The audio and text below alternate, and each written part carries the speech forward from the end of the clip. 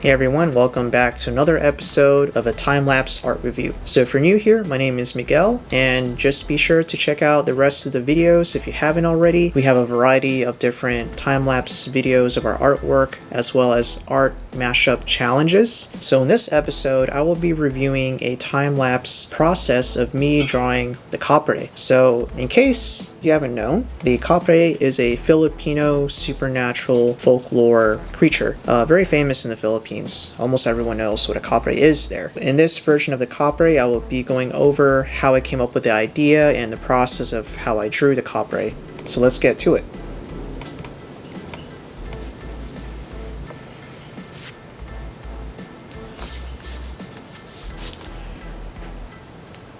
So the KAPRE is often known to be basically a giant who smokes a lot for some reason and lives up in the trees and comes out typically at night with innocent people passing by, and then they get stopped by the KAPRE, and often malevolent. Otherwise, if you just leave them alone, they won't bother you.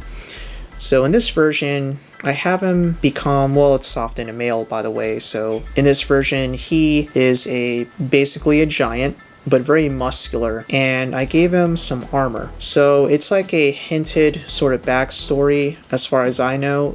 I've never seen any other version with a KAPRE having armor on. So in this version, I looked up references of, okay, well, if these armor were gigantic, how would I put them on? With this KAPRE, he is old, so I decided to age him a little bit, but still have like bulky muscle mass. Gave this KAPRE some white hair, as if he's like an old grandpa who's been at war and is just a retired veteran. So essentially, the way I have this KAPRE look is as if he is an old war veteran from the Middle Ages. So I looked up some medieval armor and some ideas for concept designs of armor that's been made before, and then I appropriated them and made them my own, and just trying to play around with what kind of armor would he wear. And if you noticed on the shoulder palette, I looked up some Baybayin words. So they're basically very old ancient indigenous Filipino scripts. Depending on the region, they all have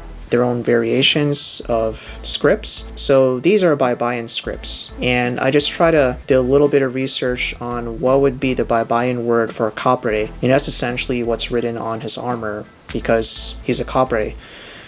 Played around with some colors. It's nice to have complementary colors, opposite ends of the color wheel to add more contrast.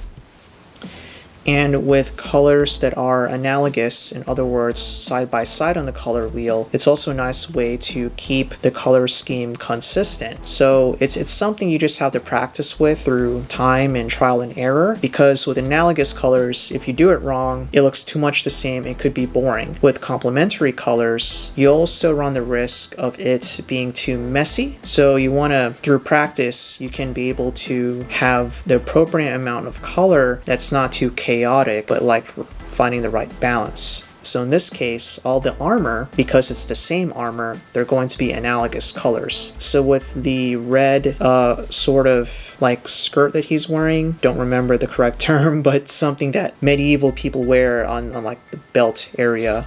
It's typically red or black or whatever pattern.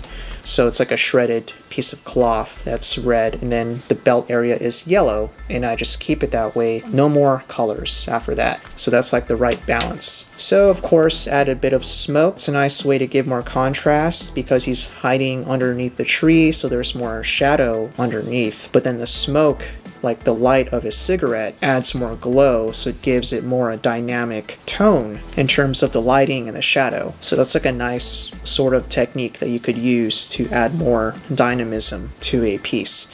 So I hope you enjoyed that time lapse. That is my version of the KAPRE. I hope you enjoyed it, and let me know in the comments down below what you think. And don't forget to check out the rest of the art reviews if you haven't already. Don't forget to like and share and subscribe if you haven't done that as well.